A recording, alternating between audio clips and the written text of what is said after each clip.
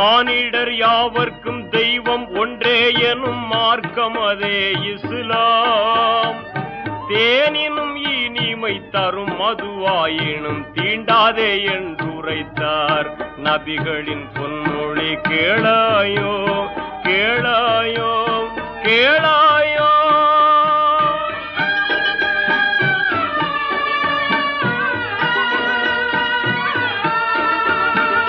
வாழ்க்கையிலே ஒரு போதும் நீ வட்டி வாங்காதே என்றுரைத்தார்.